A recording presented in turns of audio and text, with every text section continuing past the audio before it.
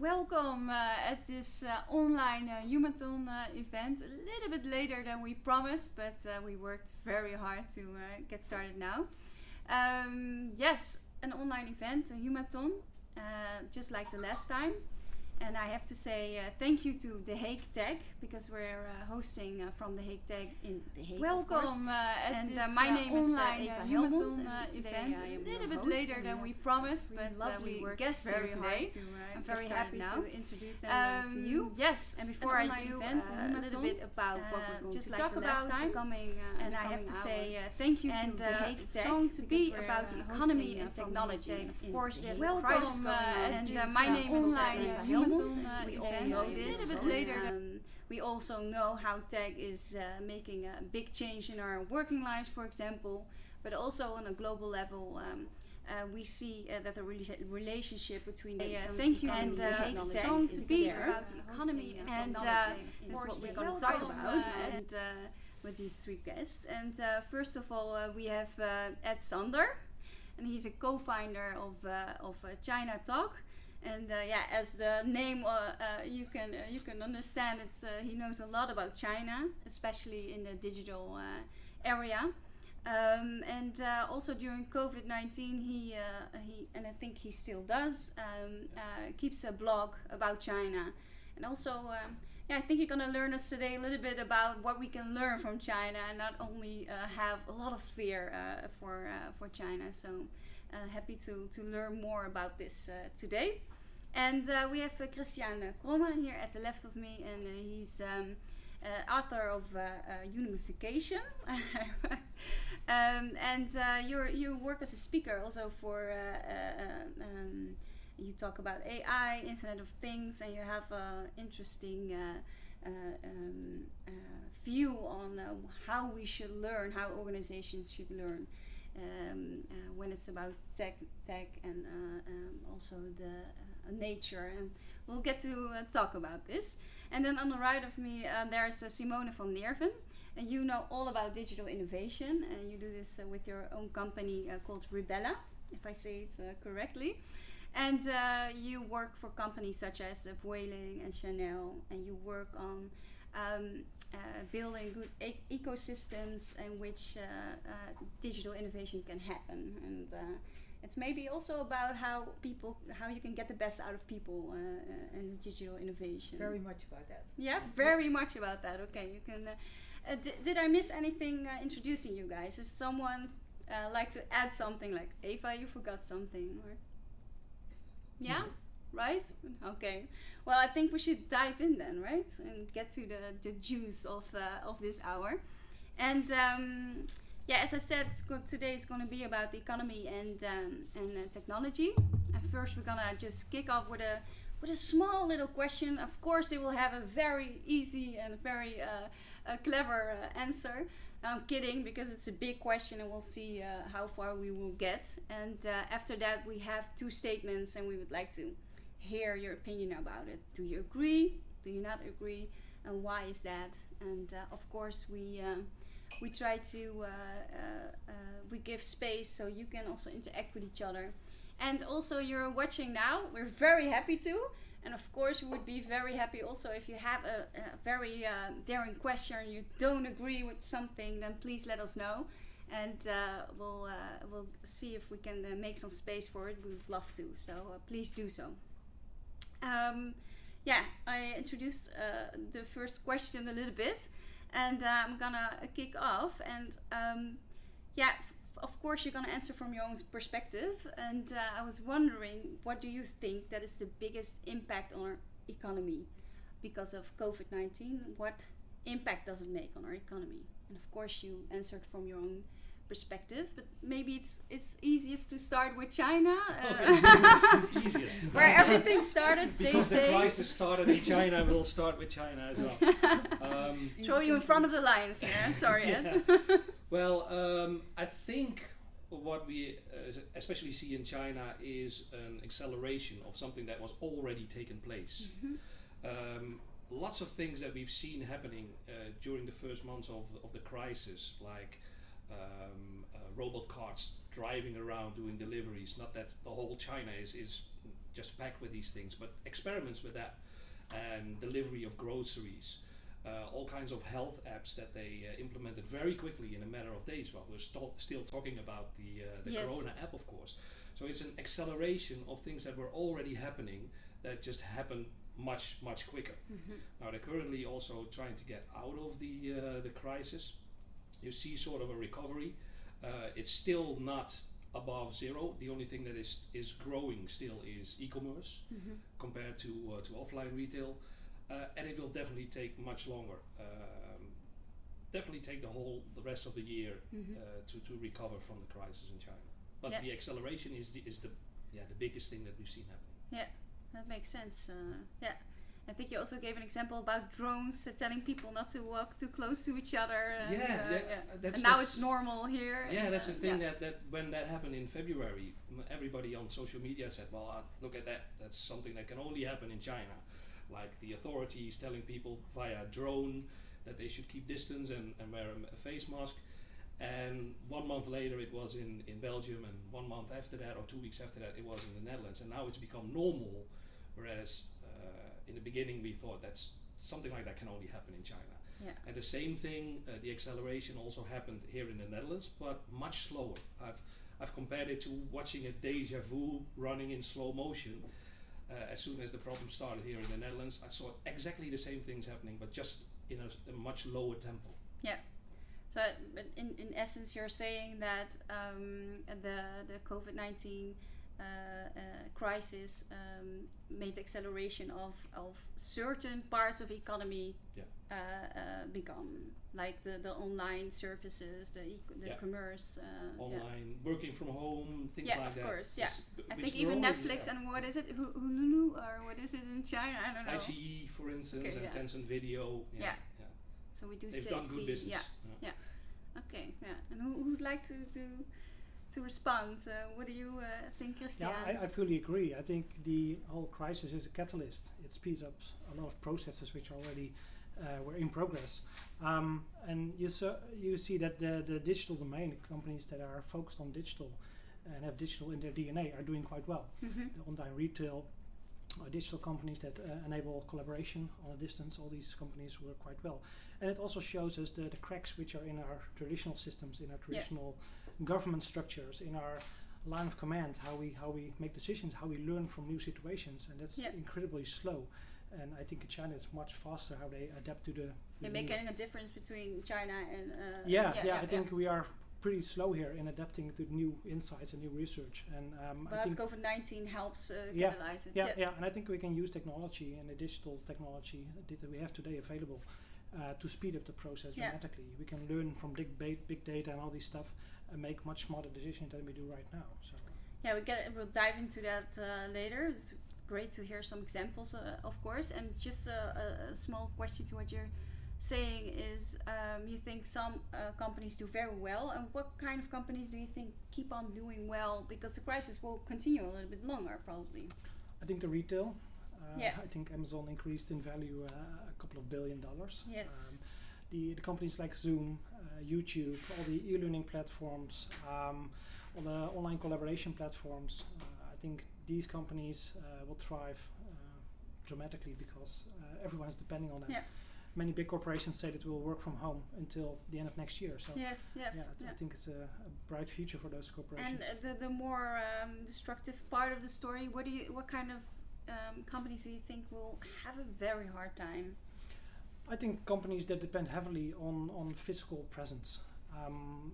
The event industry, for example, dance parties, conferences, all these things. I think those organizations which are focusing on physical assets, physical places to come together. So those kind of companies. Yeah, and maybe we could presume that companies that are in tech, that they have a good time, or they have opportunities. Yeah, I think they are now able to leverage the power of technology. Yeah. And companies who are not into tech have a big problem because they have nothing to leverage. Yeah. To add to that, maybe. Yes. So what I see is that in many more traditional companies, now is the time to innovate, right? There's lots of opportunities, But I also see, and you see those companies doing well, but paradoxically, in those more traditional companies, all the innovation teams and digital teams are kicked out. Okay. And the reason, part of the reason is that many of those innovation teams are they are built with a lot of external employees, and the first thing they kicked out was the external. Yeah. Thinking about organizations as systems, this is interesting because I would say that innovation is not a nice to have, but it's the only way to stay relevant. But the first thing all these companies did was, okay, let's so if I understand you, you're actually saying that these companies that already have a little bit of a hard time in innovating even make decisions that make it even harder. Yeah, what I see is this crisis also brings a lot of anxiety, right? So I also see that a lot of managers higher up in the organizations, there is a lot of fear, and when you are in a world of fear, binary thinking takes over. Well, the world is so complex that you need to think more in tensions or in polarities, and much more complex thinking is needed. And now this crisis is pushing for the other the opposite direction. Well, I guess we have a little bit of sense of what the guests are about, what is a little bit their say in these matters. So maybe we could dive into the first statements. I'm curious what you guys are going to say. I'm gonna read it. The current crisis shows us that our current economic system is no longer sustainable. And with economic system, we mean the capitalist one, focused on growth, and which doesn't include externalized costs such as pollution, human rights. I don't know. Who wants to respond? Well, yeah, I agree. I think you agree. Okay. This is the end of a system. Which one person has to not agree. Okay. just for the sake of the we live in a very unsustainable system, and the crisis shows us that more than ever. So I think we have to move towards more holistic systems, which are incorporating all the shareholders, nature, human beings, all these things. And it's not happening right now, and we see that happening. And if we break that down a little bit, what do you think we can learn from what's going wrong now, so to say? I think it's more of a conscious crisis. We see, just like in human body, we are also a system, a society of cells. And if we experience pain, we become more aware of the pain, and something is going wrong somewhere in our body. And the same is happening on a society level right now. So we feel pain, societal pain, and it makes us aware that things are not going right. Our governments are not structured right. Our organizations have the wrong incentives. They're only profit driven, and so I think it makes us more aware of the troubles that we have in our society. And can you give an example of like something that doesn't go well in our economic system that maybe keeps you up at night, or you keep on thinking about it, or wish you would have a solution for? Or we are using the resources of this earth. If we have 10 earths, but we only have one, so our resources are getting really scarce, and we have to become aware of that. And I think by going into a crisis, a resource crisis or a COVID crisis, a healthcare crisis like this, we become aware of that problem and we can act on it. And so we also need the crisis a little bit, you're saying? I think we need a lot of crises after this one to become fully aware that our current system is not sustainable and not circular like the future. How's that for Simone? What in our current economic system worries you, or what's something that you can learn from, or what really worries me is that somehow, and I don't have the proof, I didn't do any study in it, but I'm a mathematician, so I always think in functions. So if you look at what's happening with nature, and somehow it's accelerating, and the current models are not predicting what is happening, and it's happening faster and faster. So somehow I think we missed something in all these predictions. So that is what's really worrying me. because that we cannot predict it anymore. That it's getting that out of it's- hand, or what do you that mean? it's so accelerating because we now have like, we have an agreement that in 2030 or 2050 we need to reduce CO2 levels with that, and I think it's just too late. It's just too late. So I'm worried about that. On the other hand, I work for companies in fashion and airline, which are the two sort of the two most polluting industries there are out there. Yes. And I'm worried about the leadership that they don't take responsibility to say this is enough. We're not gonna fly as much. Yeah. It's a funny anecdote, but 2 years ago I worked for Vueling Airlines. I just started as head of innovation there, and I said, I have an idea.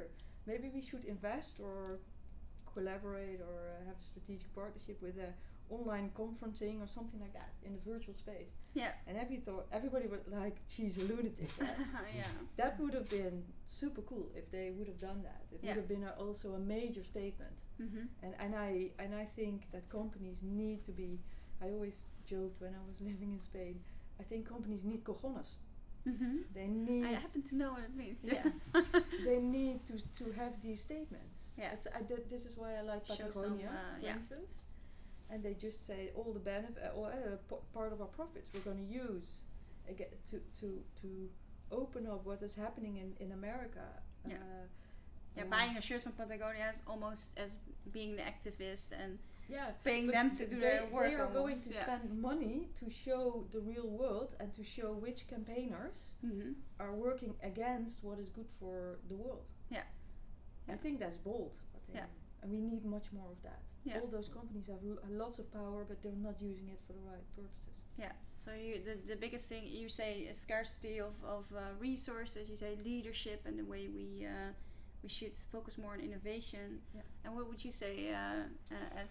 Well, the thing that I can maybe add to it is if we go back all the way how this crisis started, it is basically by intruding too much on nature.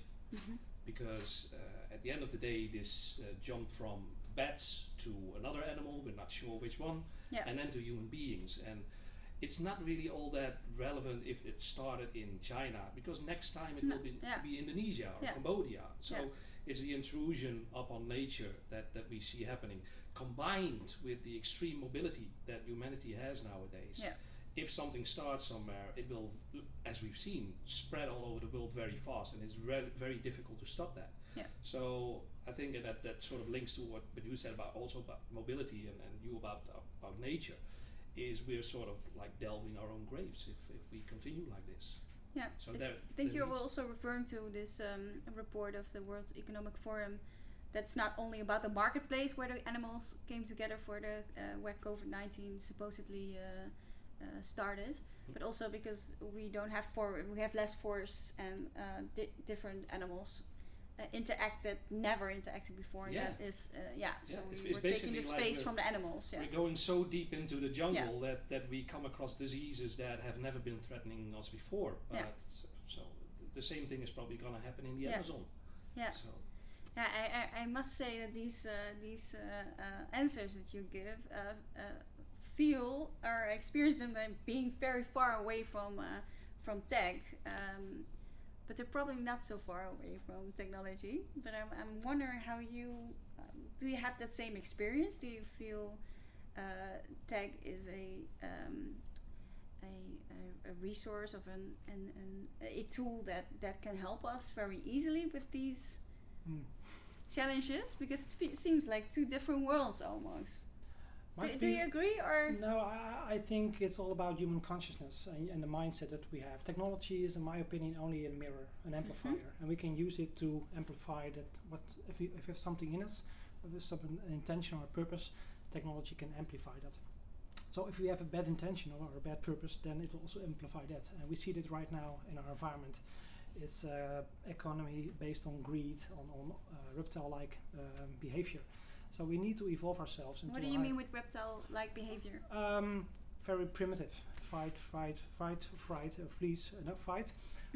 or freeze is exactly what these traditional companies do. They cut away their innovation team because they're externals. So that's a typical dinosaur-like behavior. So I think we need to increase our level of consciousness, our level of mindset. and start to see the world from a different perspective, from a more holistic perspective. And if we do that, then technology can help us, but not any other way. I just read the book of Simon Sinek, The Infinite Game. I don't know if you have already read it, but I find it to become conscious about this. I find it interesting because he says if you play the finite game, that means there is an end. You have winners and you have losers.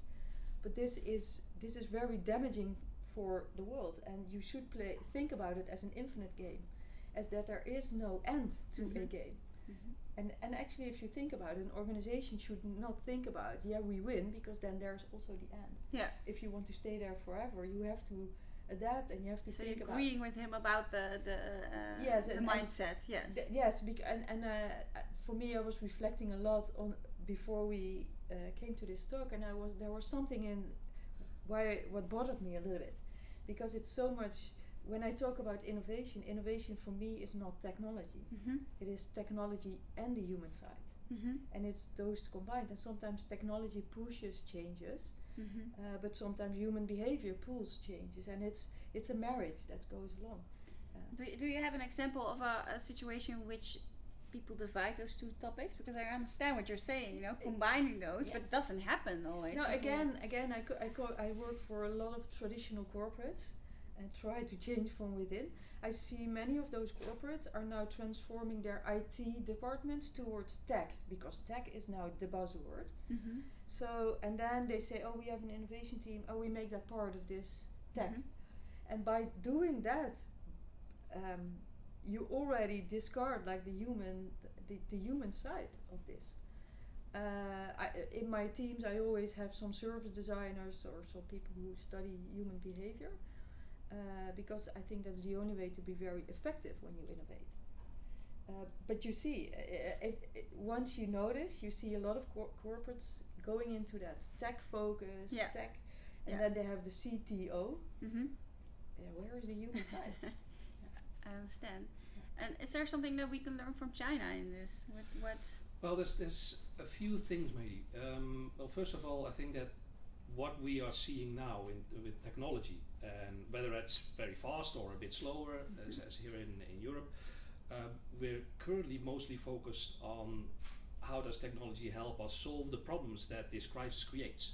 Like we go online to have our meetings and our Zoom sessions, and we have our groceries delivered, and we have platforms that are getting better and better, and companies like Picnic that are growing very fast.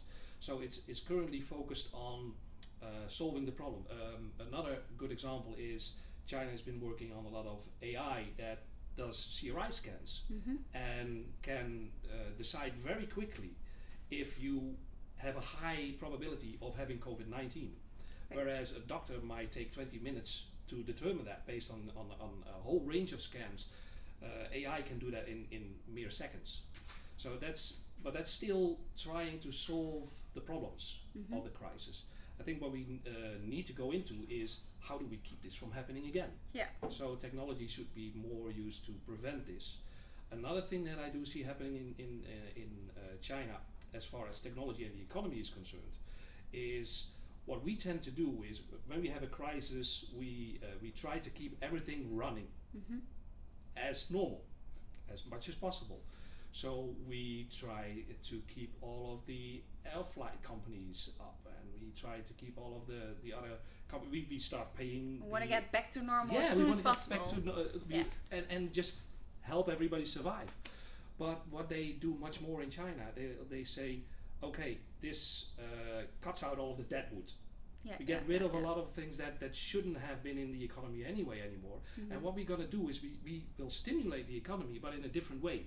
And that's what they call new infrastructure. So just like they did after the financial crisis in 2018, they stimulated the economy with a lot of construction and high-speed railways. They are now investing they in use AI. it in their advantage, so to say. So they invest in AI, and they invest in 5G networks in China to stimulate the economy, but at the same time get on a higher level as far as technology is concerned. So if I understand you correctly, you're saying two things, I think, is that one of the underlying structures in the economy as it works now is that we're being very responsive instead of preventive.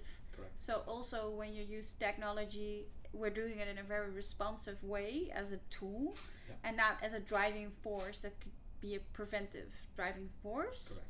And I think secondly, you're saying instead of, maybe it's also a part of our economy. I'm asking actually, is it true that you're saying that they were trying to keep things the way they are, and that's Yeah. actually a feature of this economy also, Yeah. and that the new economy is more of learning from whatever bad will happen and make it better. Yeah. Is that what you're Yeah, saying? yeah, sure. A crisis should shake out the things. Is that what you're saying? Yeah. Yeah. Yeah. that- that- Yeah. You're saying Yeah, yes. I think nature is very good at solving. If specific organisms don't fit in the ecosystem, then Yeah. the ecosystem reacts, and the organism has no reason to live anymore. Yeah. That's very cruel, but I think the same is happening right now on a society level. So we are an ecosystem, and if within that ecosystems are organizations which are not useful anymore, then they will die, and that will happen, I think, on a massive scale in the next 5 to 10 years. Yeah. Yeah. Okay, maybe we should dive into a little bit like, okay, what then, right? So we've talked about scarcity of resources, about mindset, preventive mode, innovation, and the role it should have in being companies if you're smart, or maybe if you're wise, you could say. So the next statement is actually very close to the first one, is technology can contribute to a healthier, more sustainable and human-centered economic system. Do you agree or not? Or if used in the right way, right? Okay, you can well, also curious, what do you mean? Yeah, you can also misuse technology. Yeah. I have no idea what will happen in the next 5 years, but I'm very concerned about how much data is being collected about us. And I'm aware of that, but I cannot stop it. But I see friends around me who just click on every cookie, they give their data on every platform. And I don't know what will happen with that. So you see 5G being introduced, AI is accelerating, supercomputing. So you see technology is able to make sense of this kind of data. Yeah, you can use it for the good, but you don't. Yeah, okay, but you do believe it's also possible to use it for the good. And do you have examples, or do you say like, oh yeah, I do have hope because maybe we should wait a little bit for Christiane and Ed, and then you can maybe you do have an answer on it. Yeah, maybe. I think it's a hard question actually, because it's easy to figure out what's going wrong. I got an example. Like you said, technology is quite often dual use. You can use it for good, you can use it for bad, you can use it for different purposes. And it becomes a driver also, it's not even only a tool, of course. Yeah. That's what you're saying actually. So an example, for instance, is if you look at AI and if you look at facial recognition, which they're very far ahead with facial recognition application in China, which can be used to catch criminals. It can even be used in China to find children that have been abducted and live at the other side of the country, to find them again and social reunite crediting, them with I believe. And but it can also be used for surveillance and to follow people around and to gather a lot of data about them. So it can also be used for military purposes. Yeah. So there's always different sides. The technology in itself is never evil. Yeah. It's the way that you use it. Yeah, you gave an example of finding abducted children. We all want that, of course. And it's I don't know if it's the right way of putting it. It's kind of a functional, practical example. You earlier said should be more preventive, maybe even more system thinking for the complex problems that we have. Do you see trends in China, or maybe one of you, that has more that preventive mindset, or that mindset that we're hoping for? Is there hope? We want to give that hope. Well, or at least me. Again, like I said, many things are used in different ways, some good, some bad. I mean, you can use facial recognition to find out if somebody is maybe infected with the virus and is not staying in quarantine, as they are supposed to do. So that's for good, but you can also use it for more dubious applications. Also, it creates a lot of convenience. Like in China, it's very normal nowadays to pay by facial recognition. Yeah. You register your face, and in shops you can simply look into a camera and pay. But that's at the same time very creepy, because fingerprint verification is very difficult to sort of hack and abuse. Yeah. And the same with passwords. As long as you keep a good password and you don't share it, it's very difficult to abuse. But if somebody can have your picture or your facial data, it might be much easier to abuse. Whereas at the same time, it makes life much more convenient for the Chinese people. So that's one of those things that is really difficult to see if it's a good or not good technology. I think technology is neutral. It's like I said, it's a reflection of our inner being. And if you see bad things happening with technology, then it's because the wrong people are behind the buttons. And I think we have new technologies with a lot of opportunities, but it's used by the old mindset, by the capitalistic mindset. And that's why we see data collected about people used in the wrong way. But in the end, I believe the technology will be used for the good. Do you see other trends? Do you see technology that can help us also rebuild our relationship with the new way of doing economy? Or Most of the times technology at first is used by the ego, by the head, to control and to do surveillance and stuff. But after a while it's used by the ecosystem, and then it is used for good, used by the heart. The first GPS sensors were in cruise missiles going into bunkers in Iran, and now they're in our smartphones helping us to find our way.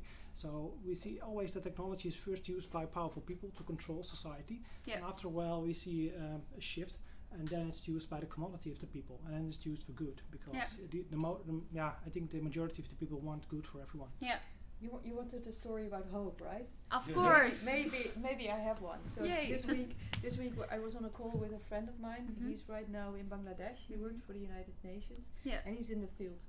And there's a very large refugee camp where he leads the operations. 1 million refugees over there. And what he is doing, and I was for me really touching, is they're implementing a energy grid. So from energy consumers, they are going to be energy suppliers for the surroundings. Yeah. And that is also very nice, because the refugees are not allowed to work outside the camp. So now they have work inside the camps. They provide power for the environment. Become resilient. Yes, and now they're going to install some pop-up stores so that they can buy with the money they get. It's not real money, but and they can get the stuff they need. So what normally the UN used to do is to say, here you have the stuff you need. Yeah. And now it's more a pool system where they can get what they want. A more resilient way of and what I like what I like is they use new technology, like the power grids and everything to become more self. Give them access. Instead of a central power having that access. I also because you're talking about refugees, I heard that this neuroscientist gave me this example. Like an algorithm. You have refugees coming to the Netherlands, and we use algorithm to divide them over the country, and we look at how much space there is for them to live. Okay, you go to that town because there's space. He said you can also turn it around. You can make it a wise algorithm. You can say, okay, what talents do they have? What talent is needed? And of course you have the variable of housing, of course, but we change it around. We base the smartness to wisdom, and we say, okay, let's ask different things from this technology. I think you're a little bit on what you're saying, like that mindset first has to change, and then we can use technology in that way. That's an extension of our body, basically.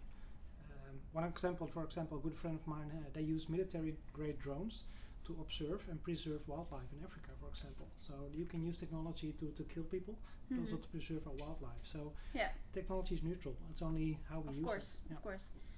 We have a question or a remark, or if you can repeat the question.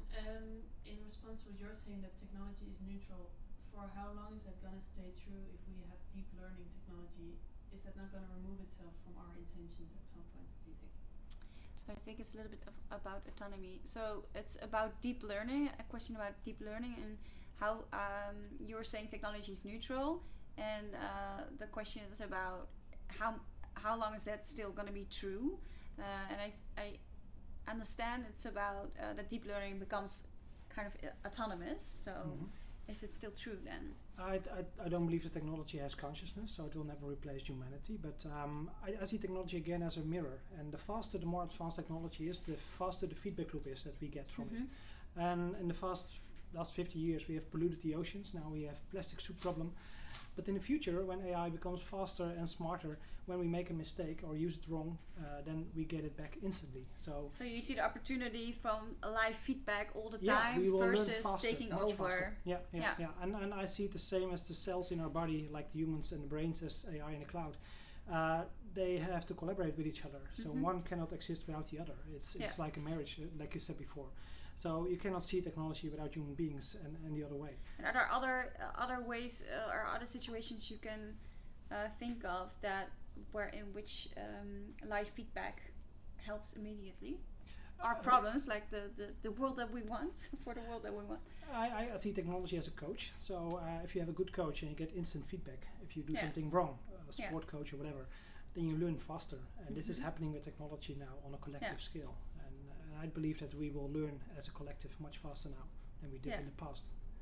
Yeah, it also makes me think of the social crediting. Of course, like here in the West, we think, wow, that's crazy. You get minus and plus points for crossing the street.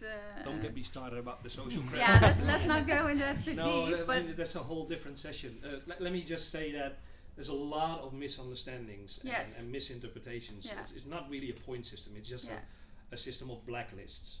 Yeah. And most of it is basically just if you don't pay your fines because you've broken the law, you need to pay a fine, and if you don't pay your fine, that a judge has put on you, then you get put on a blacklist. What we've done is we've projected, and this happens quite often with China, we've projected Black Mirror on a social credit system. But it's not very technologically advanced, and it's basically just binary. You're on the list or you're off the list, but you don't really have a point system. They also I didn't know that. they confuse it with a loyalty system by Alibaba called Sesame Credit. So and I didn't want to talk about it because of the negative part of it, but what if we would design it in a way that we would make it work for us? For example, the plastic soup question, or human rights, or anything like that. I was just trying to imagine how that would look like. But you also, I think you will always have the ethical questions. Who determines what's right or wrong, and who determines when you're on the list or off the list? So that will be. I think there will be a lot of debates on that in the next couple of years. And maybe a reflective question. And we started off almost more than 30 minutes ago. Like, what is your fear, or what do you think is broken in our economic system? And going back to that, there must be a spark somewhere, or a wish you would have. I mean, if technology is a mirror or our tool, how would you use it to make that better? What fear you just spoke of? So you were talking about scarcity. I think you were talking about innovation within companies. Yes. Could technology help with it actually, or What I would wish for is that the mindset of people, of the individual, but also the mindset of the collective, right, in organizations will change. I see a lot of people are in burnouts and things like that. It's also because I think there's a mismatch on what they're doing and what they want to do deep down. And that's also partly because of how things are organized.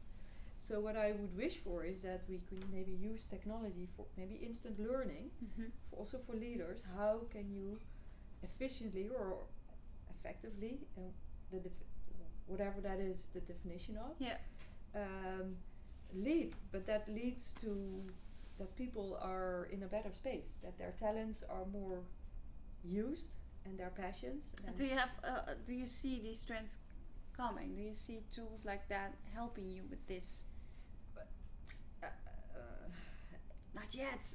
No, the reason why I'm hesitating is because for me one of the most obvious things we need to do right now is to organize for diverse thinking, so that you have there's a lot of discussions about diversity. I hate it when it's about men, women, because for me it's not about that, but it's about diversity of thinking. And that is, I don't think, very difficult to measure. And I don't think a lot of companies do that or somehow have a system in place. And that is for me like very basic stuff. You don't even need AI for that. So sometimes the technical solution is no tech actually. Yeah, exactly. No. Exactly.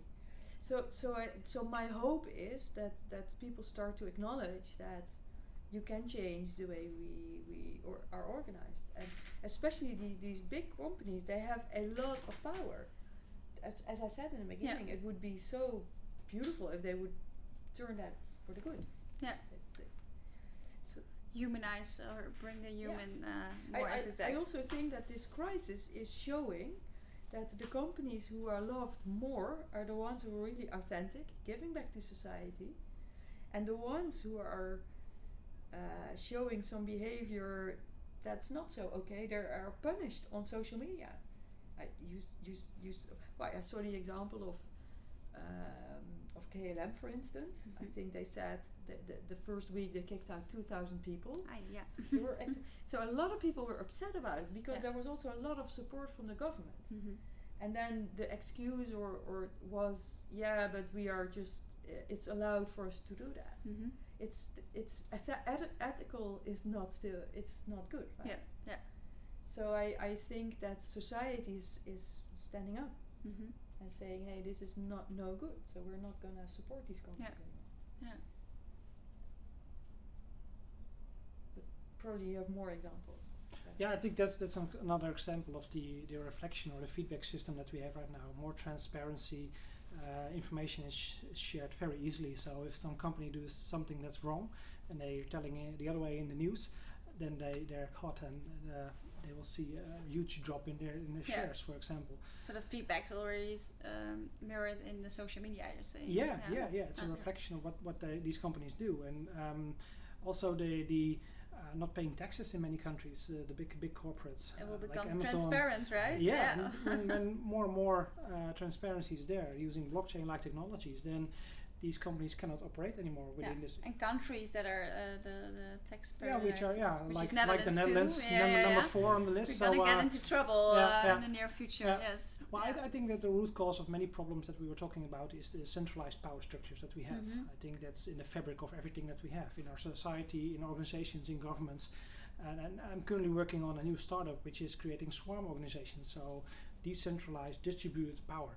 And I really think that is the key to solve many problems that we have right now, because then the people get the power back again. And if that happens, then we have a tool or a platform to stand up and say, no, we are in power. We are the ones who want to make a world that is better and more sustainable.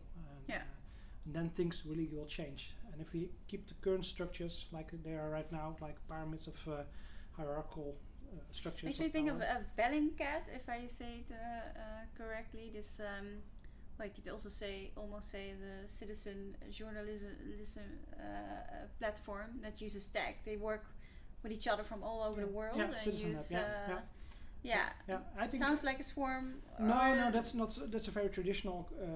Still? Platform, it's a more social media platform for governments to get into contact with civilians. I really believe in if you look at nature, until 50 entities in a network, they work in a hierarchical way, like apes and wolves. Above that, they organize in swarms, like bees and fish and birds. And I really think that nature has tried it for billions of years, and they're very good at it. And I think we should look at nature and copy that behavior and implement that within our organizations. And if we do that, we become agile by standard.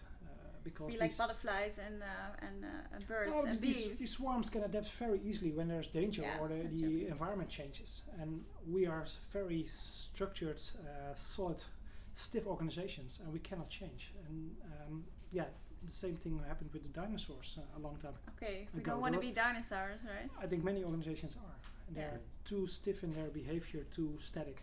They're not able to change, and eventually they will fall. And how do these swarm organizations use technology? Like like high level of innovation?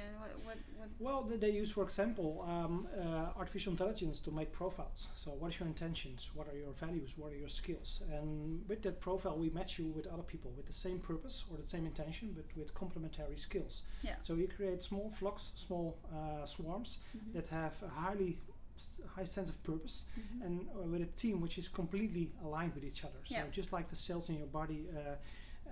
They are there because they all follow their own purpose. And I think we are currently working within organizations not following our purpose. We work there because we get money to pay our mortgage Yeah. and food and stuff. So we are not aligned with who we really are.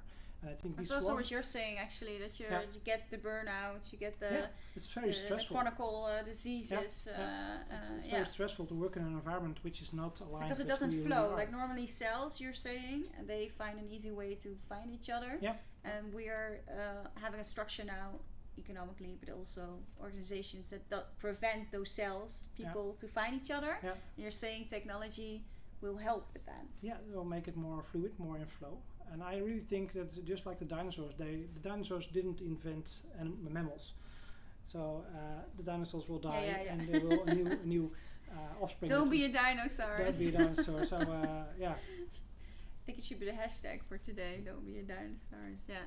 And what do you think of what they're saying? Well, if we look at what we should do differently and what my hope is for the future. I mean, we were talking a lot about technology, and is technology good or bad? Now, if you accept that technology is neutral, like you said, there is something very wrong with the attitude we have towards China, for instance, because we now, and that's also played up by the Trump administration. Basically, we have the feeling if it's from China, it's bad by definition, which is very strange. So you even hear it in the way that our politicians talk. If they talk about the way they are handling the crisis, the COVID crisis, they basically say we're gonna do it this way because we don't want to be like China or we don't want to be like North Korea. And they have not really researched what they're talking about. They don't have a vision on it. It's No, just they responsive. Yeah. So, and I think what we should do is we should be more open to learning from what's happening on the other side of the world. Yeah. We should also shake off the feeling of superiority, that we are superior, and that's just those crazy people in China. Yeah. We should also not think that every technology is evil because it comes from there. As a matter of fact, China is very far ahead in digital technology, and all of the innovation that I see happening now in Facebook, in Instagram, in Snapchat, is all innovation that was already introduced in China 5 years ago. Yeah. So we're copying the China so products whereas now. China used to copy the Western Silicon Valley products, now the opposite thing is happening. And what you see is that somebody, if you take Mark Zuckerberg, he really desperately tried to get back into China. Okay. And if he didn't, when he found out that he wouldn't succeed unless he would completely destroy the public image of Facebook, he decided to go the other way. And now you see him preaching against TikTok. Okay. TikTok is an evil product. So it's also a way of doing business, right? What I don't understand is that Europe is not conscious of the position they're in, because there are two big ones fighting for Europe. The US wants Europe to be the France and China. And if you look at China, has always been a world leader. They lost it 100 years ago. They're going to take it back, or they already have it. Yeah. So we should be. I think we should maybe make better friends with China and leave the US a little bit behind. Yeah, correct. And if there's technology there, we should look at the technology, the core of that technology, and say, okay, maybe that way they use it in China is something that we can learn from. That way they use it, but definitely not gonna, because there's a lot of creepy stuff going on in China. What is in your opinion the biggest misunderstood technology from China? Because when we started social crediting, there must be another example. Social credit is one. I've mentioned facial recognition, but something that China is very far ahead of compared to us is ecosystems. Okay. They've built complete ecosystems in apps like Alipay and WeChat, and people can completely run their whole life from one app. And one of the advantages of that is that when something needs to change, they simply plug something new into Yeah. that ecosystem, and that's why some even when like- it's about the common good, because this sounds consumer-minded Yeah. and commerce-minded, but then when we're talking about a sustainable world or things like that, do you see examples of how they use those ecosystems and well, they also use it for healthcare, for instance. maybe recycling Yeah. also, things like that? Recycling, well, they have these recycle bins in China that can recognize the product that is thrown into it, Okay. and can tell you, well, this is not supposed to be in the Yeah. green bin. It's Yeah. supposed to be in the red one. Okay. Yeah. So and then it goes even further, because then they also can recognize your face. Yeah. And they can send you a warning. So Again, that's where it gets again this creepy. week. That's- No plastic in yeah. this one. No, but what you So- also Yeah. see is that they are just building. I think Tencent announced that they're going to build a smart city Yeah. close to Shenzhen, Yeah. and completely Yes. full of new Yeah, it's technology. And I one think big pilot probably. Yeah. yes, but that's perfect, right? To Yeah. learn how the future can be and what Yeah. can work Yeah. and not. Yeah. Correct. Yeah. Autonomous driving as well. I mean, on one hand, it's going to save a lot of lives, and China will much more look at it like, if we implement autonomous driving and there's less traffic deaths, that's a win. Yeah. Whereas we try to complete it so far that nobody gets hurt, and then we'll Yeah. implement it. So it's a more pragmatic way of thinking about things. Yeah. So They may be more conscious of conflicting values that will always be there in technology, and Yeah. dare to take those choices, make Yeah. those choices. I think in China it's much more about the collective, while we are much more individual. correct. Yeah. Although I think that we are in between, literally, of America and China. And one is about capitalism, the ego, and the other one is more about the collective. I think we have an opportunity to become more human-centered in the middle somewhere. Yeah. And I think that's for Europe. I think a big also opportunity. because we have the democratic values that we Yeah, but also value for technology. high. For technology, in America, everything is about the Facebook and Google AI using for big surveillance capitalism. In China, it's the other way around.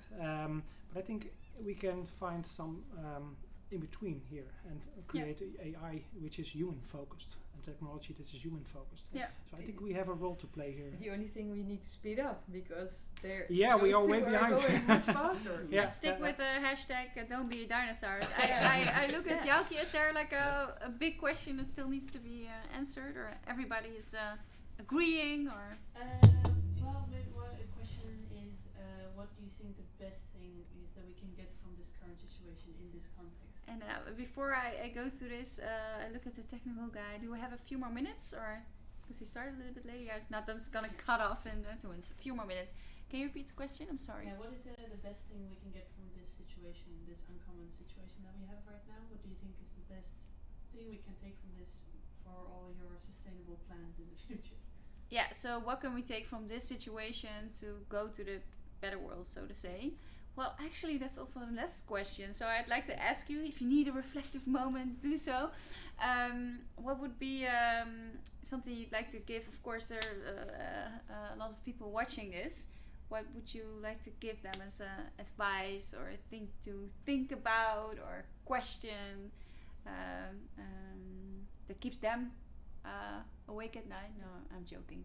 But is there something that we can end this hour with? Yeah, what I think what's very good from what we learned from this crisis is that we were locked down, and then everybody now knows how valuable social contact is. So I think this is also about the human side of things. It's nice to be here together, right, and not behind a screen in the. Definitely.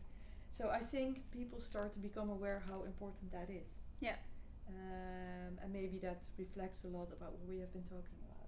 Yeah. Technology is an enabler, but it's also about how The humanizing of the technology, the social contact you're saying, that needs to be keep on being central and essential. Yeah.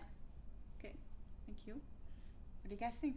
Yeah, it's also taking us out of our traditional routines. And it gives us the opportunity after a lockdown to learn new routines. And that's, I think, what we need. We need to obtain a new mindset, new routines. And that's very hard to do. Yeah. But if you have some neutral zone in between, like the lockdown, then you're able to say goodbye to all the old routines and Can you adopt make new it more ones. concrete? Do you have like a practical question or advice you could give to someone that's like, okay, that sounds good, Christian, but how am I doing this tomorrow when I log in my online environment or at my office? Yeah, It's like I a think question that you ask yourself always, for example.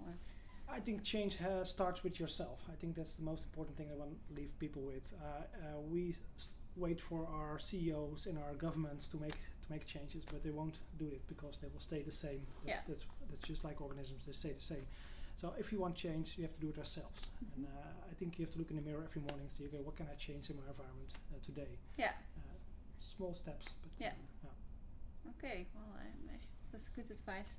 What do you think, Ed? Will it be a China? Yeah, well, I can take this a bit broader. I think there's two big learnings we can take from this. The first thing is what we've discussed: be quick, be agile, be open to change, and preventive, not responsive. Preventive. I mean, don't like we said, don't be a dinosaur. Be ready for something unexpected. Yeah. On a different note, what I have found the most disappointing thing about this whole crisis in the past 6 months is that I've always had the belief that if there's a common enemy, that humanity would team up and get together. And I've seen the absolute opposite happening. And I hope that we can also maybe learn something from this, and that maybe that needs a different leader in China and a different leader in the US that can work together on a different way. But I found that really, really depressing. Yeah. That common enemy theory doesn't hold up in the current world. So I hope that that's a learning that we can take for maybe the next crisis, because it's gonna come. Yeah. Sorry. Yeah, they keep on coming always, right? Sorry to end on a depressing note like that. I think the watcher has something to think about. So some ending words from someone, or should we leave it with this? Something else you really like to add? No, I was reflecting on it just a little bit, but you say we need to break with traditions and technology is helping.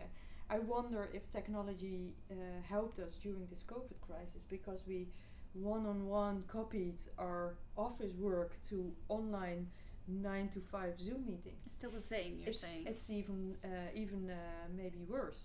So I think in this case technology maybe did not help. Yeah.